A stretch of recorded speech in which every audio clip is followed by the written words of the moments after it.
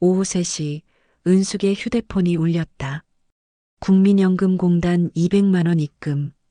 40년 교직 생활의 대가 교사연금이었다. 조기 수령한 탓에 원래보다 30% 가까이 깎였지만 그래도 노후를 지탱할 수 있는 금액이었다. 거실에 앉아있던 며느리 세영이 눈을 번쩍 떴다. 어머니, 200이나 되세요? 어머님 과외비까지 하면 넉넉하시네요. 세영의 목소리는 가볍게 던진 감탄처럼 들렸지만 은숙의 귓가엔 송곳처럼 박혔다. 넉넉하다고? 아들 내외가 들어와 살게 되니 생활비가 턱없이 모자라 다시 과외를 시작했다. 남편도 안 되겠다 싶어 편의점 알바를 시작했다. 연금 200에 과외비 45, 만수 편의점 알바 80, 합쳐봐야 325. 여기서 관리비만 25가 나가고 6식구 식비에 공과금, 손주들 학원비까지 합치면 빠듯한데. 1년 만에 함께 사는 아들 부부와 초등학생 손주 둘이 단 한 푼도 생활비를 내지 않은 채로 듣는 말이 넉넉하다는 거였다. 그래. 은숙은 짧게 답하고 폰을 주머니에 넣었다. 가슴속에서 무언가가 조용히 금이 가는 소리가 들렸다. 바로 그때 초등학교 3학년 손녀 지우가 가방을 메고 나타났다. 할머니, 저 영어학원 가요. 엄마가 간식비 달래요. 세영이 손을 내밀었다. 어머님, 10,000원만 주세요. 애가 학원 끝나고 배고프다잖아요. 은숙은 지갑을 꺼내며 입맛이 씁쓸했다. 지난주에도 학원비 30만 원, 미술 재료비 8만 원을 냈다. 세영은 잠깐만 빌리는 거예요. 남편 취직하면 바로 드릴게요라고 했지만 그 말을 들은 지 벌써 1년이었다. 저녁 우편함에서 고지서들을 꺼낸 은숙이 눈살을 찌푸렸다. 전기세 18만 원, 관리비 26만 원. 관리비가 또 올랐네. 거실엔 에어컨이 종일 돌아가고 있었다. 준호는 방에서, 세영은 거실 소파에서 각자의 휴대폰만 들여다보고 있었다. 5학년 손자 민준이는 태블릿으로 게임에 빠져 있었다. 요새 더워서요. 애들도 땀띠 나면 큰일이잖아요. 세영이 웃으며 말했지만 은숙은 대꾸하지 않았다. 그녀는 고지서를 식탁 위에 놓고 만수와 눈을 마주쳤다.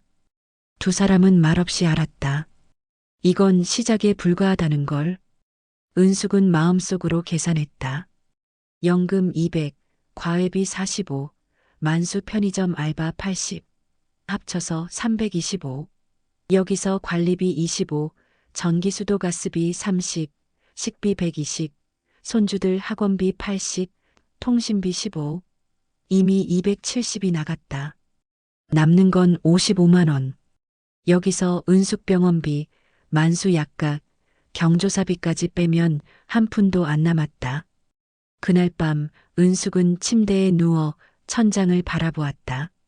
1년 전 아들이 직장을 잃고 잠깐만요. 애들 전학 안 시키려면 여기 학군이 좋아서요. 정리하고 나갈게요라며 들어왔을 때만 해도 가족이라는 이름으로 모든 걸 감싸 안을 수 있을 거라 믿었다. 하지만 지금 냉장고 속 반찬은 하루 만에 사라지고 공과금은 2배가 뛰었으며 손주들 학원비만 해도 매달 80만 원이 넘었다. 생활비 얘기만 꺼내면 세영은 애들 교육비는 할머니가 봐주셔야죠. 우리 때문에 손주들이 뒤처지면 어떡해요라는 방패막이를 쳤다. 옆에 누운 만수가 어둠 속에서 나지막이 말했다. 여보, 규칙을 정해야겠어. 은숙은 고개를 끄덕였다. 더는 참을 수 없었다. 사랑과 인내만으로는 이 집을 지킬 수 없다는 걸 두 노인은 뼈저리게 깨닫기 시작했다. 새벽 5시 만수의 알람이 울렸다. 그는 조용히 일어나 편의점 유니폼을 입었다. 한 달 전부터 시작한 새벽 알바였다. 시급 9,860원, 하루 3시간이면 한 달에 80만 원 정도 모을 수 있었다. 은숙의 연금만으론 여섯 식구 생활비를 감당할 수 없었다. 특히 손주들 학원비가 문제였다. 또 나가요? 은숙이 어둠 속에서 물었다. 만수는 대답 대신 현관문을 조용히 닫았다. 은숙은 침대에 누워 무릎을 주물렀다. 오래된 관절염이 요즘 부쩍 심해졌다. 자신이 알바를 하면 소득이 잡혀 연금이 깎이기 때문에 현금으로 받는 개인 과외만 할 수 있었다. 퇴직 후 시작한 수학 과외로 월 45만 원 정도 벌고 있었지만 최근엔 계단 오르기도 힘들었다. 그래도 학부모들 앞에선 무릎 통증을 숨겼다. 약해 보이면 학생을 잃을까봐. 거실에선 준호가 노트북을 켰다. 어젯밤엔 또 구직 사이트를 3시간이나 뒤졌지만 40대 경력 단절자를 찾는 곳은 없었다. 옆방에선 지우와 민준이가 아침부터 싸우는 소리가 들렸다. 오빠가 내 색연필 가져갔어. 안 가져갔다고. 할머니. 세영은 부엌에서 라면을 끓이며 한숨을 쉬었다. 조용히 해. 할아버지 깨잖아. 통장 잔액 23만 원. 이번 달 카드값이 150만 원인데 어떻게 해야 할지 막막했다. 게다가 다음 주에 지우 태권도복 사줘야 하고 민준이 학원 교재비도 내야 했다. 여보, 오늘도 면접 있어요? 준호가 고개를 저었다. 내일 한 군데 잡혔어. 오후 세영은 은숙을 붙잡았다. 어머님, 지우 영어학원비 이번 달 것도 아직인데 애가 반에서 뒤처지면 어쩌려고요. 학원에서 연락 왔어요. 은숙은 지갑을 꺼내다 말고 물었다. 지난달엔 30만 원 줬는데 또야? 교재비 추가된 거예요. 35만 원만요. 남편 취직하면 바로 드릴게요. 은숙은 말없이 돈을 건넸다. 세영이 나가자 그녀는 서랍 깊숙한 곳에서 낡은 통장을 꺼냈다. 20년 전 시동생의 사업 보증을 섰다가 3천만 원을 날린 기억. 그때도 가족인데 괜찮아라고 믿었다. 결국 시동생은 연락을 끊었고 은숙 부부는 5년간 빚을 갚느라 허리가 휘었다. 만수도 같은 기억을 떠올리고 있었다. 편의점 진열대를 정리하면서 그때 그 악몽 같던 시간들이 되살아났다. 새벽마다 신문 배달을 하고 낮엔 공사 현장에서 일했다. 은숙은 학교에서 아이들을 가르치고 밤엔 학원 청소를 했다. 그렇게 모은 돈을 고스란히 빚 독촉장에 넘겼다. 이번엔 달라야 해. 만수는 혼잣말처럼 중얼거렸다. 진열대 위 우유팩들이 빼곡히 정렬되어 있었다. 규칙과 질서. 그게 없으면 무너진다. 저녁 집에 돌아온 만수는 냉장고를 열었다. 어제 은숙이 만든 김치찌개가 텅 비어 있었다. 내 식구가 점심에 다 먹어치운 것이다. 그는 냉장고 문을 닫으며 눈을 감았다.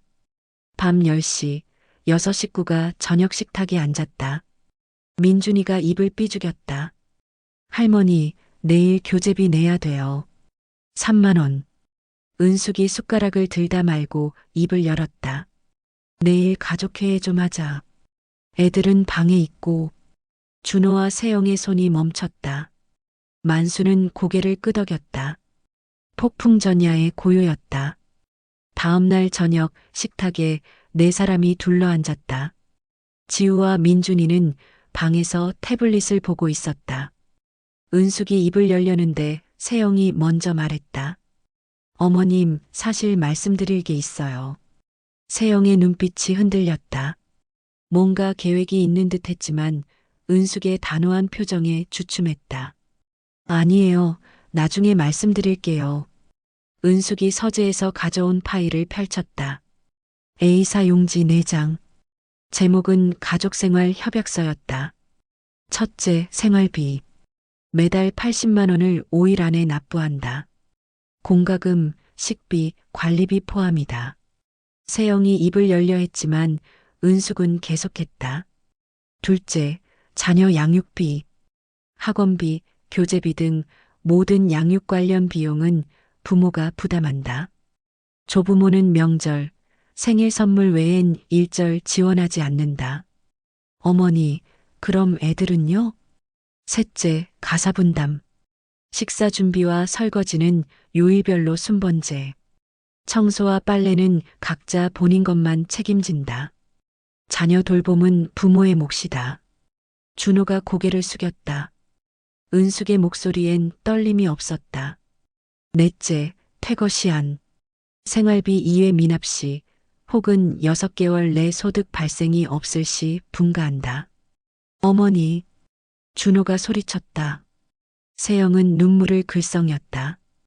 이게 가족이 할 짓입니까? 손주들 보는 앞에서 우리 쫓아내시려고요? 애들한테 뭐라고 말하라고요? 은숙이 안경을 벗고 눈을 감았다. 20년 전 시동생에게 보증을 섰을 때도 가족이라는 말을 믿었다. 3천만 원을 날리고 5년간 빚에 시달렸어도 그때는 젊었다. 하지만 지금은 다르다. 70을 바라보는 나이에 다시 무너질 순 없었다. 가족이기 때문에 규칙이 필요한 거야. 규칙 없인 모두가 무너진다. 애들한테는 할머니, 할아버지가 늙어서 힘들어서라고 해. 사실이니까. 만수가 덧붙였다. 서명 안 하면 당장 나가. 선택은 너희 몫이야. 테이블 위로 볼펜이 놓였다. 시계 초침 소리만 거실에 울렸다. 준호와 세영은 서로를 바라봤다. 갈 곳도 돈도 없었다. 두 아이를 데리고 나갈 수도 없었다. 결국 준호가 먼저 펜을 집었다. 세영은 눈물을 흘리며 따라 서명했다. 방에선 지우가 문틈으로 이 모든 걸 지켜보고 있었다. 3일 후 은숙은 주민센터에 전화를 걸었다. 가족 갈등 상담 좀 받고 싶은데요. 상담사 도윤이 그날 저녁 집으로 찾아왔다. 30대 중반의 사회복지사였다. 안녕하세요. 주민센터 가족지원팀 김도윤입니다. 거실 소파에 6식구가 모였다. 지우와 민준이도 옆에 앉았다. 도윤은 노트북을 펼치고 협약서를 검토했다. 생활비 월 80만 원, 양육비 전액 부모 부담, 가사 분담제, 6개월 내 소득 발생 없으면 퇴거. 도윤이 안경을 고쳤으며 고개를 끄덕였다. 합리적인 조건입니다. 오히려 생활비가 적은 편이에요. 서울 기준으로 성인 2인에 아동 2인이면 최소 120만 원은 잡아야 하거든요. 세영의 얼굴이 굳었다. 준호는 말이 없었다. 그런데 도윤이 준호를 바라봤다. 준호 씨, 현재 구직 활동은 어떻게 하고 계세요? 이력서 넣고 있습니다. 근데 40대는 잘 안 뽑아줘서. 고용센터 재취업 프로그램은 알아보셨나요? 국비 지원 직업 훈련도 있고 중장년 일자리 사업도 있거든요. 준호가 고개를 저었다. 도윤은 태블릿에서 서류를 꺼냈다. 여기 보세요. 내일 배움 카드로 직업 훈련 받으시면 훈련 장려금이 나옵니다.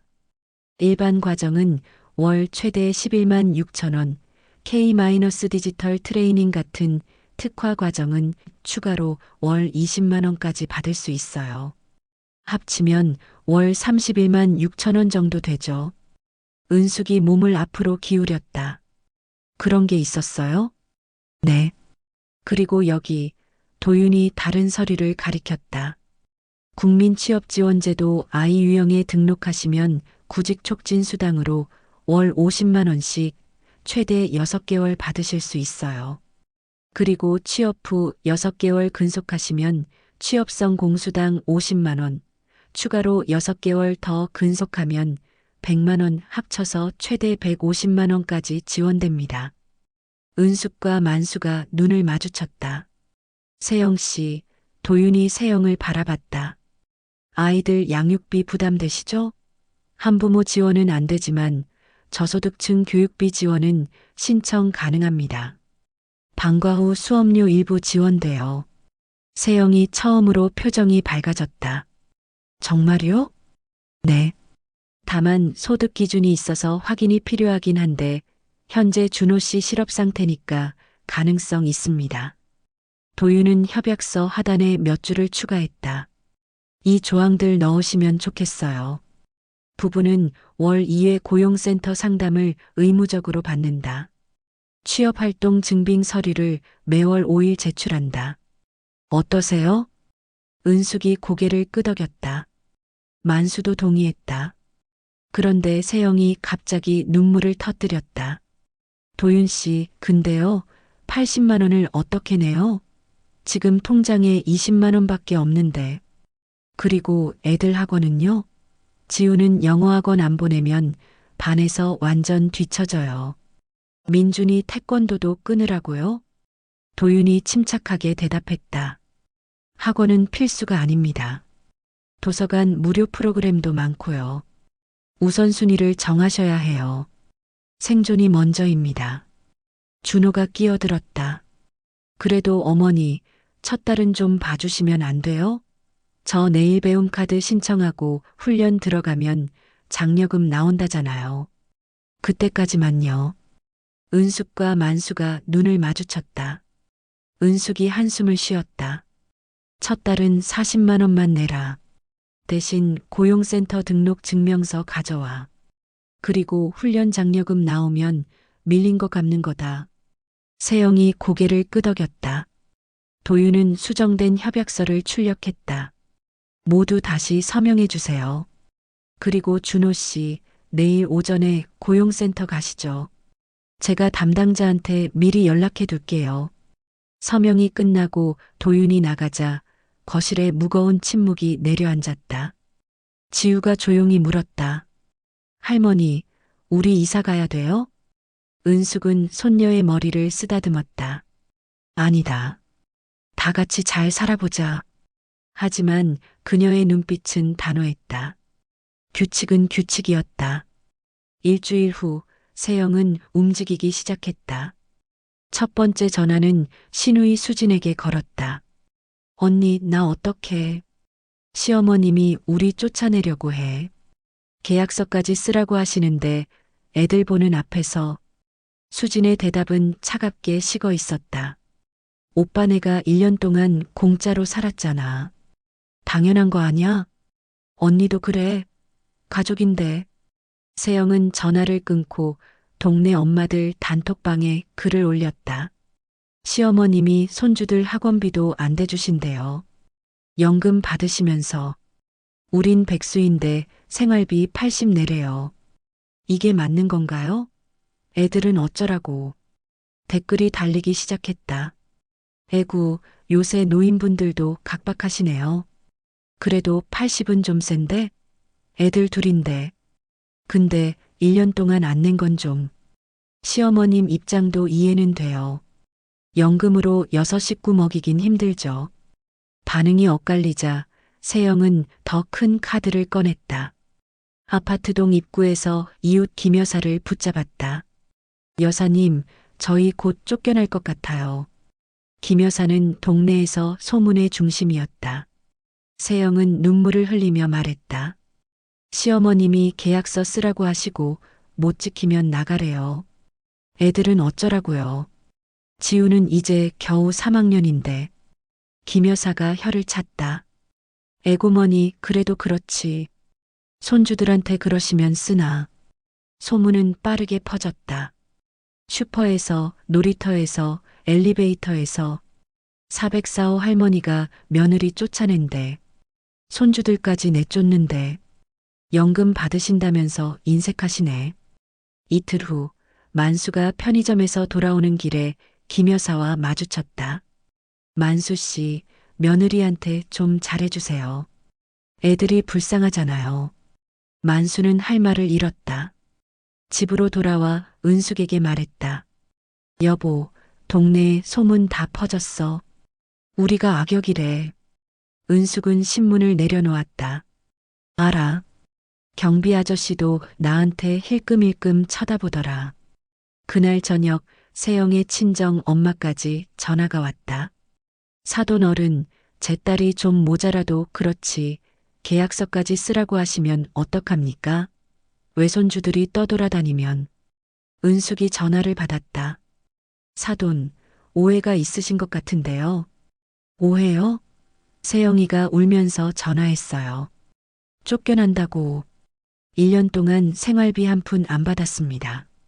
학원비만 100만 원 넘게 대줬고요.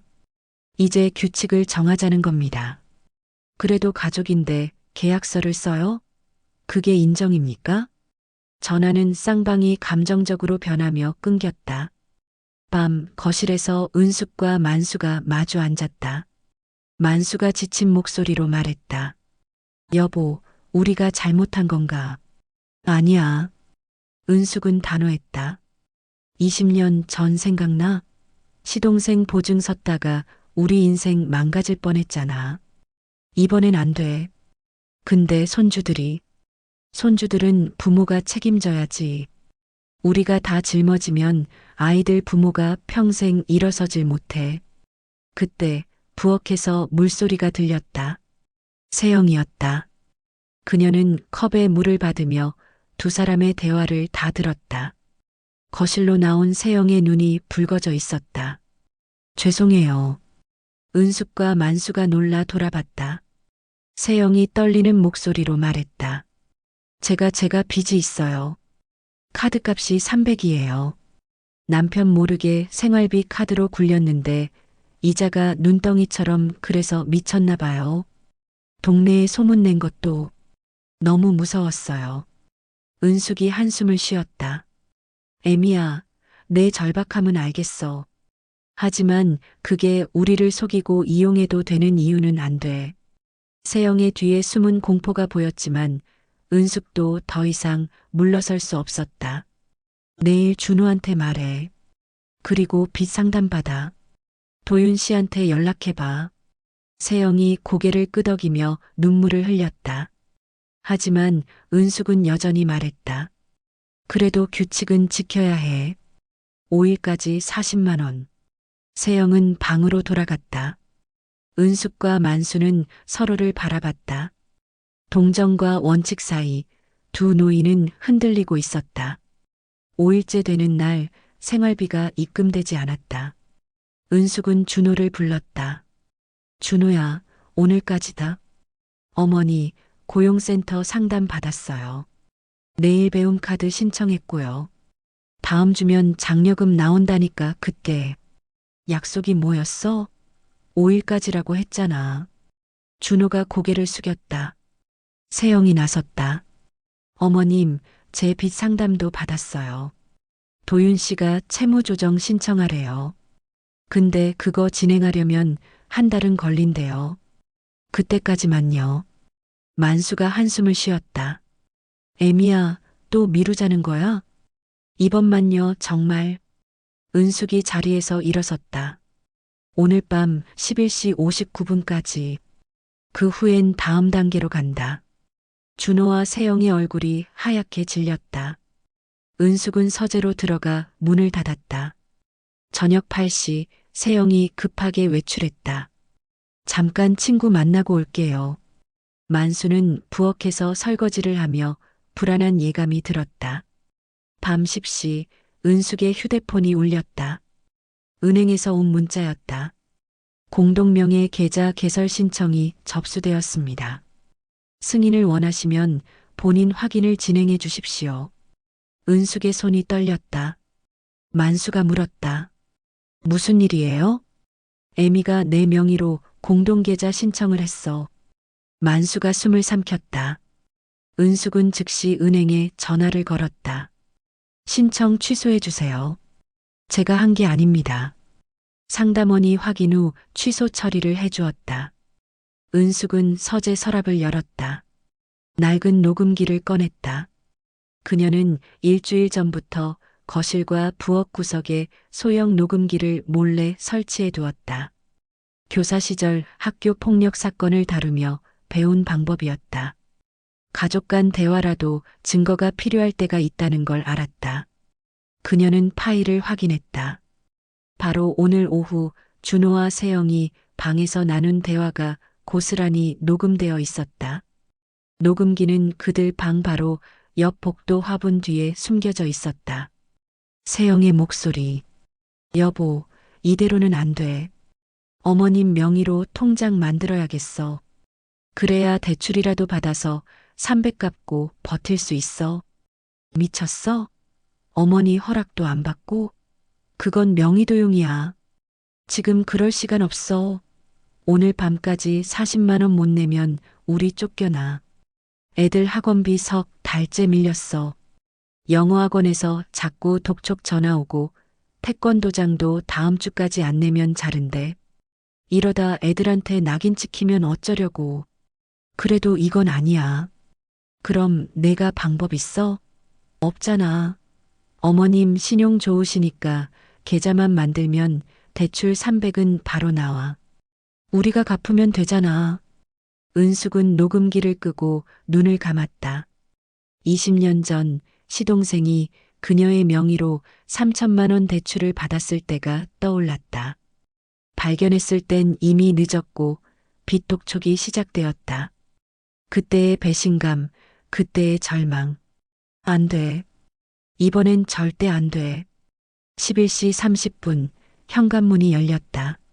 세영이 들어왔다. 은숙이 거실에서 기다리고 있었다. 만수도 준호도 함께 앉아 있었다. 앉아. 은숙의 목소리는 차가웠다. 세영이 소파에 걸터 앉았다. 오늘 은행에서 문자 왔더라.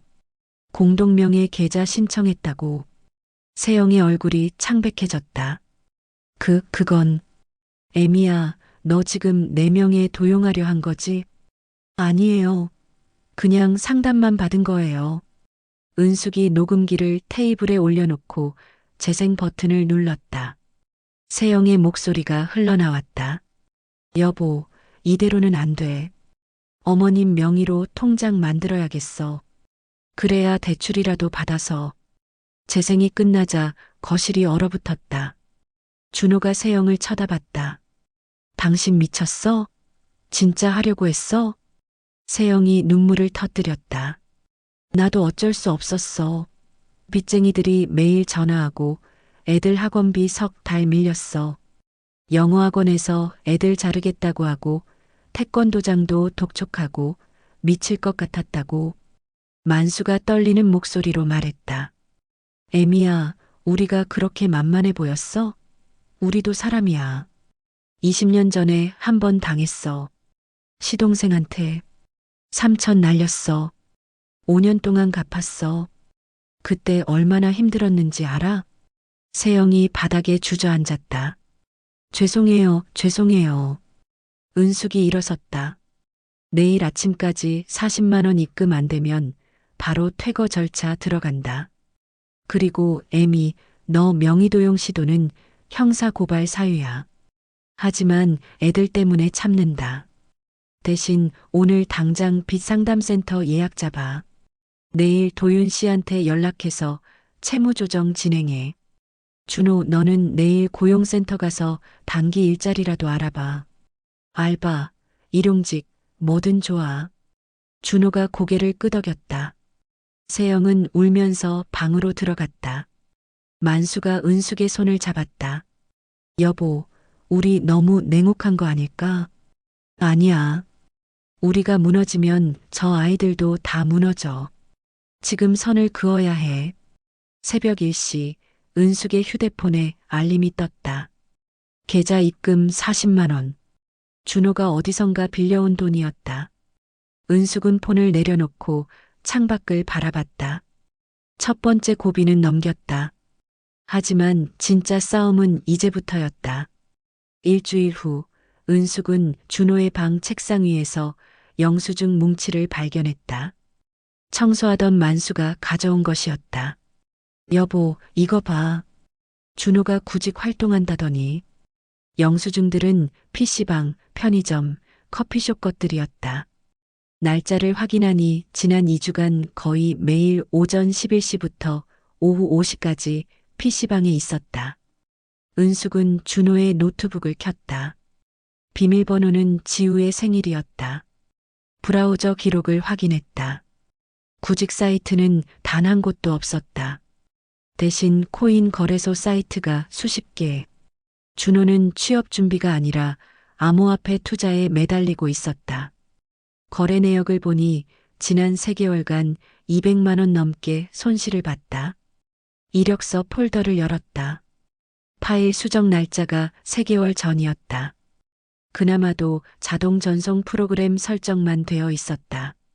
준호는 손 하나 까딱하지 않고 구직 중이라고 거짓말을 해온 것이었다. 은숙은 떨리는 손으로 노트북을 닫았다. 만수가 물었다. 어떻게 여보? 오늘 저녁에 얘기하자. 저녁 7시 은숙은 거실 테이블에 영수증들과 노트북 출력물을 펼쳐놓았다. 준호가 들어왔다. 어머니, 저 오늘 면접 다녀왔어요. 다음 주에 2차. 은숙이 영수증을 내밀었다. 이게 뭐야? 준호의 얼굴이 굳었다. PC방 영수증. 오전 11시 입실, 오후 5시 퇴실. 지난 2주간 매일. 이게 구직 활동이냐? 그건. 은숙이 노트북 출력물을 던졌다. 코인 거래네요. 3개월간 200만 원 날렸어. 이력서는 3개월 전거 자동 전송만 해놨고. 준호야, 너 지금까지 나한테 거짓말한 거야? 세영이 방에서 나왔다. 지우와 민준이도 문 뒤에서 지켜보고 있었다. 준호가 무릎을 꿇었다. 죄송합니다, 어머니. 죄송하다고? 고용센터 간다더니 PC방 가고 구직 활동한다더니 코인하고. 우리 연금이 내 도박판 미천이었어? 도박 아니에요. 잘하면 한 방에. 은숙의 목소리가 터져 나왔다. 입 닥쳐. 한 방? 넌 지금 40대야. 애들 아빠야. 한 방을 노릴 나이가 지났어. 만수가 눈물을 흘렸다. 준호야, 아버지가 새벽 5시에 일어나서 편의점 가는 거 알지? 내 어머니가 무릎 아픈 거 참고 계단 오르내리며 과외하는 거 알지? 우리 그 돈으로 내가 PC방에서 코인 하라고 번 거 아니야. 준호가 바닥에 이마를 찧었다. 제발 한 번만 더 기회를. 은숙이 냉정하게 말했다. 연금은 내 안전망이 아니다. 우리 노후 자금이야. 넌 이제 더 이상 여기 의지할 수 없어. 어머니, 2주 준다. 2주 안에 일자리 구해. 편의점이든 배달이든 뭐든 좋아. 안 되면 나가. 세영이 끼어들었다. 어머님, 애들은요? 지우랑 민준이는 어쩌라고요? 은숙이 세영을 똑바로 바라봤다. 애미야, 애들은 너희가 책임져야지. 우리가 아니야. 애들 아빠가 PC방에서 코인하는 동안 너는 뭐 했어? 알았으면서 왜 말 안 했어? 세영이 말문이 막혔다. 사실 알고 있었다. 하지만 준호가 대박 나면 다 해결된다고 했고 그녀도 기적을 바랐다. 은숙이 일어섰다. 내일부터 준호는 매일 아침 8시에 고용센터 가. 도윤 씨한테 내가 직접 연락할 거야. 그리고 일자리 찾을 때까지 PC방, 핸드폰 게임, 코인 일체 금지. 어기면 바로 나가는 거다. 준호가 고개를 숙였다. 방 뒤에서 지우가 울음을 터뜨렸다. 할머니, 아빠 좀 용서해 주세요. 은숙의 눈가가 붉어졌다. 하지만 그녀는 돌아서지 않았다. 지우야, 할머니가 냉혹해서가 아니야. 아빠가 제대로 서야 너희도 행복해질 수 있어. 지금은 이게 사랑이야. 은숙은 서재로 들어가 문을 닫았다. 거실엔 준호의 흐느낌만 남았다. 만수는 부엌으로 가서 냉장고에 기대섰다. 가슴이 찢어지는 것 같았다. 하지만 물러설 수 없었다. 다음 날 아침 준호는 정말로 7시 30분에 일어나 양복을 입었다. 은숙이 현관에서 지켜봤다. 다녀오겠습니다. 준호의 목소리는 떨리고 있었다. 은숙은 대답 대신 고개만 끄덕였다. 문이 닫히자 만수가 은숙의 손을 잡았다. 잘한 거겠죠? 그래야 해. 안 그러면 저의 평생 못 잃어서. 하지만 두 노인의 눈에는 눈물이 고여 있었다. 사랑하기에 매정해져야 하는 아이러니. 그것이 부모의 숙명이었다. 한 달 후 집안 분위기가 조금씩 달라지기 시작했다. 준호는 도윤의 도움으로 국민취업지원제도에 등록했고 구직촉진수당 월 50만 원을 받기 시작했다. 동시에 물류센터 야간 상차 알바를 구했다. 주 5일 밤 10시부터 새벽 4시까지 한 달에 180만 원 정도 벌 수 있었다. 세영은 채무조정 신청이 승인되어 월 25만 원씩 3년간 분할 상환하기로 했다. 그리고 낮 시간에 마트 계산대 알바를 시작했다. 월 120만 원. 매월 5일 은숙의 계좌로 80만 원이 자동이체되었다.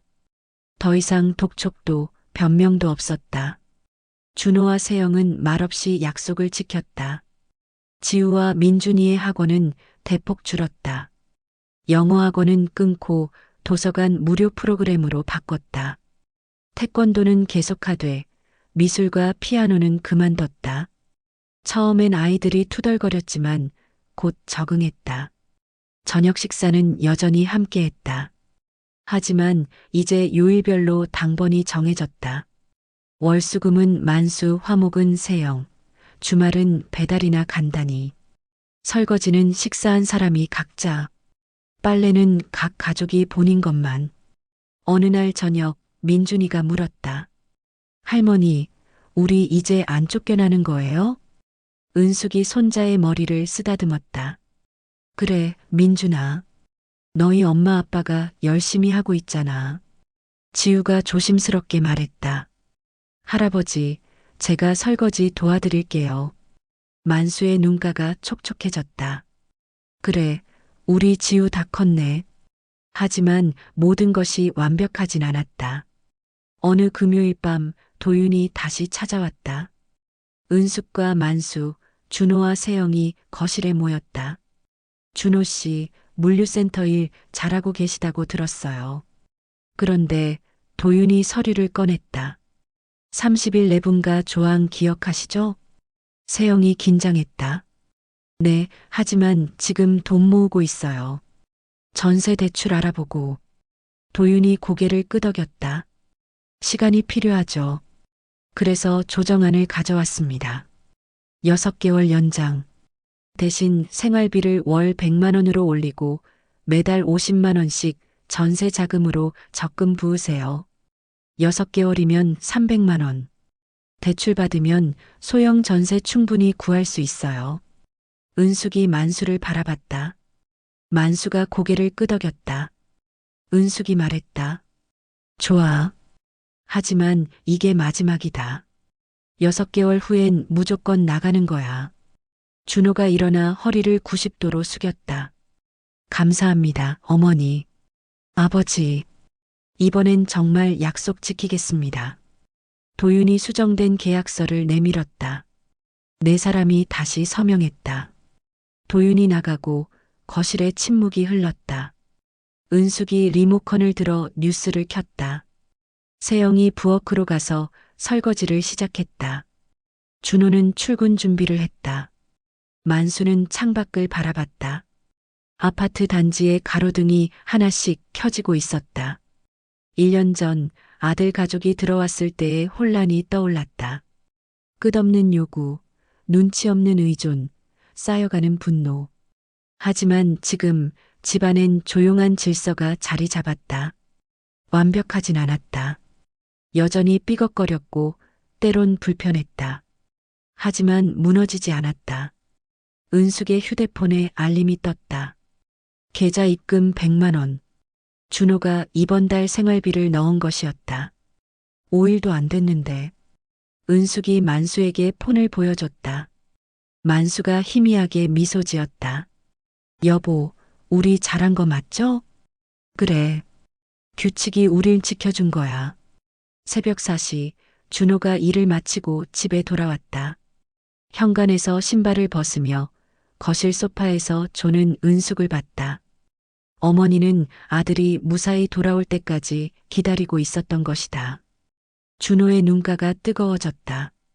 그는 조용히 어머니께 담요를 덮어드렸다. 어머니, 저 이제 제대로 할게요. 은숙은 잠결에 중얼거렸다. 그래, 잘했어. 준호는 자기 방으로 들어갔다.